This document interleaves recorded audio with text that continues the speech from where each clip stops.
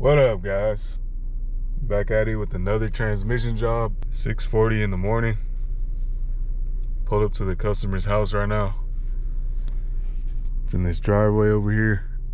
So I'm gonna back up my car in the driveway. It's a 2014 Ford Fiesta. The clutch went bad. I don't know if it's the forks or the clutch itself, but I got a new OEM kit. We're gonna swap it out. Get this Ford Fiesta back on the road.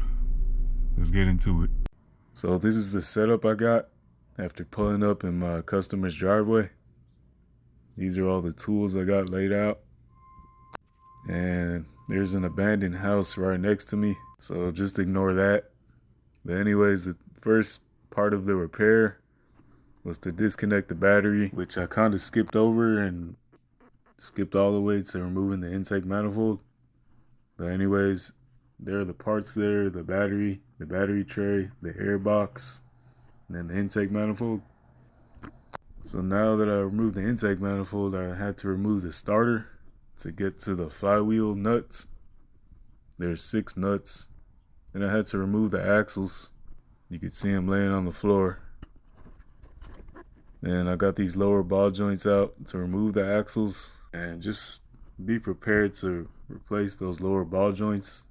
If you got a Ford Fiesta, you could replace the lower ball joints pretty easily without replacing the whole control arm. But for the Ford Focuses, you got to replace the whole lower control arm to replace the lower ball joints. So the next step is to remove all these bell housing bolts, and this step is really important. So after you remove all of the bell housing bolts, then you remove the rear transmission mount bolts, then you remove the upper one, then the whole transmission drops down after that. So now that I got all these bell housing bolts out and removed both transmission mount bolts, you could tell there's a gap between the engine and transmission. So now let me show you the support I got underneath. Before I removed the bell housing bolts, I put that black jack stand on the engine to support it while I'm dropping the transmission down. And I'm using this transmission jack to lower the whole transmission nice and easy. It's pretty useful. It's a real nice investment. It costs like $120 at Harbor Freight. This is just a fast forward of me dropping the transmission. You could tilt this thing at a little angle, like a 30-degree angle, which helped me kind of level out the transmission as I was lowering it, so it wouldn't fall off or land on my head while I was lowering it down. But I actually bought this transmission jack off of OfferUp for $60. So you could get one cheaper online if you want, or you pay the $130 or $120 at Harbor Freight and get that warranty. I think it's a pretty good deal. So anyways, after the transmission lowers all the way down, I'm getting my floor jack and I'm lifting the whole car off of the 2 blue jack stands so I could gain clearance to remove this transmission from underneath the car. So now that I felt that I lifted it high enough off the ground to pull it out from the front, as you can see, I highlighted that blue jack stand to show how much it lifted off the ground. It still wasn't enough, so I'm just making more room. And I pull out this transmission from the front, so we'll have space to lay down right there. So anyways, I'm jacking it up even higher, checking to see if it'll clear now. It almost does now.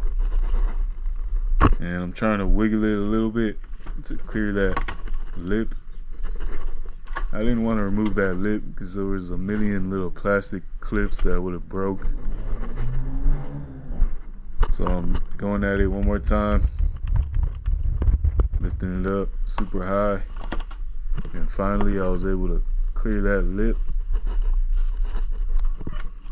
And I'm showing this real time, this part of the video. I kind of twisted the transmission till it pretty much twisted all the way out. There's that last part that I'm fighting with. And boom, it's clear. And at this time, it kind of tipped off the front of the transmission jack but it was okay because I had enough room now to lift this whole thing up and off the transmission jack. These little transmissions don't weigh too much, so you can see here I had to lift the whole thing up, and I just positioned it where I wanted it, and I laid it on its back. It might weigh about 130 pounds. But I laid it on its back so I could continue working on it. I should have done this before I dropped the transmission all the way down, but I put 2 shop towels in the holes of the axles so any transmission fluid wouldn't leak out. And there it is, ready to be serviced. That's how the engine bay looks without the transmission in it. Not super difficult, just gotta take your time.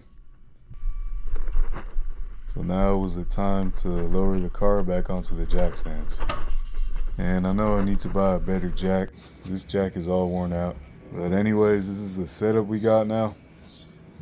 This is the position that it was in before I serviced it. I kind of propped a little jack puck underneath the transmission to level it out. Once it's pretty level, you take off the clip and you remove this part. And you get pry bars and pop out the clutch. And I'm making myself a little handle. You can't tell right now, but once I drop it down, you can see how I made my own little handle with 2 wrenches and 2 nuts from the flywheel. Now here's I believe it's called the input shaft bearing or the throw out bearing. But you can see how dirty it was before and how clean I got it. I skipped installing the whole new clutch, but this is how it looked after. I put my brand name and I highlighted that stud that has to get lined up with the flywheel. This is a picture of the green stud right there that I highlighted, and this is me putting it back in. I almost got it.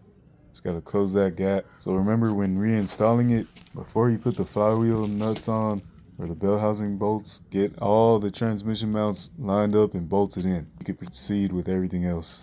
After I installed everything, I'm doing the clutch relearn procedure by ForScan.